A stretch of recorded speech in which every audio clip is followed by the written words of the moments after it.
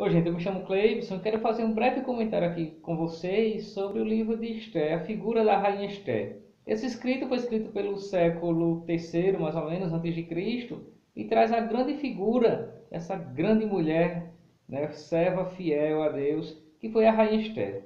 A rainha Esther, ela era de origem judia, entretanto, fora escolhida pelo rei para ser rainha, para ser sua esposa, uma vez que o rei estava sem uma rainha, sem uma esposa. Esther foi a escolhida porque quando o rei, entre tantas jovens, olhou para Esther, se agradou muito dela, se agradou da beleza, da formosura de Esther. E ela foi a escolhida entre várias mulheres, entre várias jovens, foi Esther a escolhida. E houve uma conspiração contra o povo de Esther, né, o povo judeu, que era o povo de Deus, o povo escolhido, de modo que o rei iria mandar exterminar todo o povo. E aí, um representante do povo chamado Mardoqueu, que era um parente de Esther, ele vai a Esther e diz: Esther, tu és a rainha. Intercede junto ao rei por nós, o teu povo.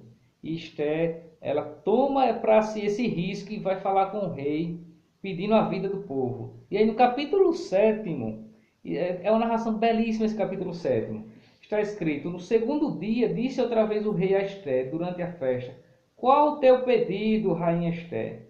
Pois ele te será concedido. Que é que desejas? Mesmo que fosse metade do meu reino, te seria concedido. A rainha respondeu: se encontrei favor aos teus olhos, ó rei, e se ao rei parecer por bem, conceda a minha vida. É este o meu pedido, e conceda a vida do meu povo. É este o meu desejo. Esther se apresenta como aquela que foi para interceder pelo povo, aquela que um povo recorreu, acorreu e ela levou esse clamor, essa súplica do povo ao rei. O povo poderia ir diretamente falar ao rei, havia essa possibilidade, mas o povo preferiu usufruir da intimidade que a rainha possuía junto ao rei, porque seria muito mais fácil essa graça ser concedida por meio da rainha do que diretamente para o povo, porque a rainha usufruía dos favores do rei. E o rei, de fato, ele se agradara de Esther. Né? Por isso que ela diz: se encontrei favor aos teus olhos. A palavra favor é a mesma palavra graça. Graça em grego seria kaire. É a mesma palavra que o anjo vai dizer à Virgem Maria. Kaire, que caritomene. Ou seja, alegra-te favorecida. Alegra-te cheia de graça. Tu que fostes e permanece repleta do favor do rei. É a mesma palavra que o anjo diz a Maria. Impressionante. Porque, de fato, o Antigo Testamento ele é uma prefiguração para o Novo Testamento. E essas mulheres que aparecem no Antigo Testamento, essas grandes mulheres, elas são figuras da grande mulher que apareceria no Novo Testamento, que é a Virgem Maria. E por meio da intercessão de Esther, é poupada a vida do povo. O rei concede a graça ao povo, Caire.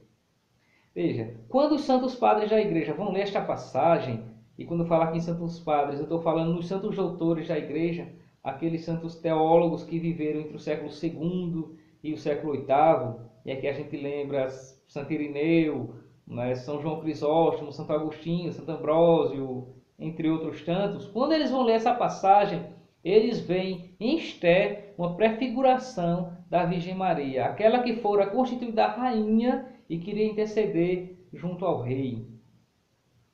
A gente pode lembrar que no capítulo 2º do Evangelho segundo João, Jesus estava numa festa de casamento e faltou vinho.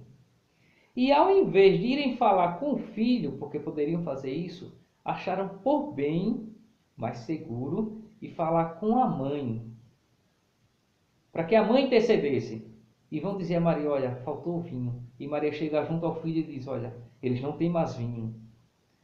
Porque essa intimidade que a rainha tinha com o rei era muito mais favorável para o povo. Assim como a intimidade que a mãe do Senhor tem com ele, isso é muito favorável a nós os cristãos. Muito favorável. A gente pode ir diretamente ao rei, mas também usufruir da intimidade que a mãe tem com o filho é um caminho muito seguro. É muito seguro, muito confiável, pela experiência bíblica. Certo? E Jesus dá uma resposta muito impressionante para Maria, belíssima. Ele diz: mulher, não chegou a minha hora. O que temos nós a ver com isto? Não é chegada a nossa hora. Quando ele diz mulher, de modo algum ele está menosprezando, diminuindo ou desdenhando de sua mãe. Não tem lógica alguma pensar que Jesus foi grosso, que Jesus menosprezou a sua mãe. Não tem lógica, porque imagina o mau exemplo que ele estaria dando se assim o fosse. Não. Quando ele chama de mulher, é porque ele está dizendo que ela é a nova mulher. Porque lembre que no capítulo 1 do livro do Gênesis, aparece, primeiro e segundo, aparece a mulher, a primeira mulher, Eva. Sendo que a primeira mulher, aquela que fora constituída por Deus na santidade, ela pecou, ela foi infiel. Ela, em um dado momento, ela disse não a Deus. Ela comeu do fruto proibido. Ela pecou, desobedeceu a Deus. Enquanto que esta segunda mulher, Maria, ela disse sim. Né? Esta Anchila Domini. Eis aqui a serva do Senhor. Essa grande mulher, ela disse sim. Por isso ela se tornou a nova mãe de todos os viventes. Né? Eva significa mãe de todos os viventes. Maria é a nova Eva, a mãe de todos os viventes. Por isso que também no capítulo 19 do Evangelho segundo João, Jesus mais uma vez diz, mulher, para lembrar que ela é a nova mulher. Porque está sendo feita uma nova criação. Mulher, eis aí o teu filho. Ou seja, tu és mãe de um novo filho. Esse filho ali era João. João era um apóstolo. João representa a igreja. Maria, a mãe da igreja. Mulher, eis aí o teu filho. E diz ao filho, filho, eis aí a tua mãe. Porque a igreja, os discípulos de Cristo, eles têm uma mãe. E é a mãe dada pelo próprio Senhor. E ele não deu para qualquer apóstolo. Ele deu para aquele a quem mais amava, para que cuidasse dela. Então, se você é discípulo do Senhor, se você é seguidor do Senhor, você tem a obrigação de cuidar, de honrar e de amar a mãe de Deus. É obrigação sua. Porque o Senhor disse, eis aí o teu filho, filha, eis aí tua mãe. Não tem a obrigação de zelar pela mãe do Senhor aquela pessoa que não tem a fé em Cristo, que não segue o Cristo. Essa pessoa não é obrigada. Mas todo aquele que segue a Cristo, que obedece a sua palavra, tem a obrigação de acolher, assim como João, a mãe de Deus em sua casa. Certo? Então Estela é uma figura de Maria. Né? Se encontrei as tuas graças, ó Rei, concede-me a vida e a vida do meu povo. Este é o meu pedido, este é o meu desejo. É a Virgem Maria, aquela que foi colocada para interceder junto ao Rei. E por que ela pode interceder junto ao Rei? Porque ela está junto do Rei.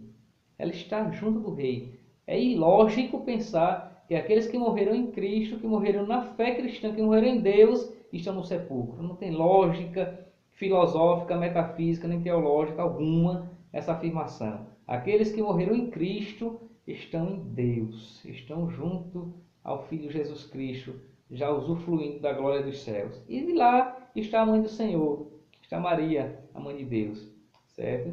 E eu tenho, né, se você quiser aprofundar um pouco mais sobre essa dimensão da salvação, da ressurreição, do julgamento imediato ou não, é só ver um vídeo que também tem lá no Face e no YouTube falando sobre a morte, como se dá o processo de morte, né, qual a visão cristã sobre isso.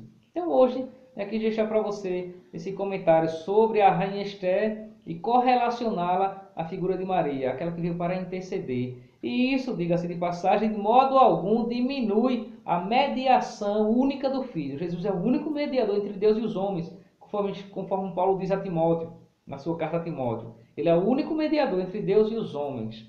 É o único mediador. Sendo que quando Paulo diz que ele é o único mediador, ele está falando em relação à salvação, em relação à potencialidade de salvar, em relação à capacidade de salvar. Lógico que é somente Cristo.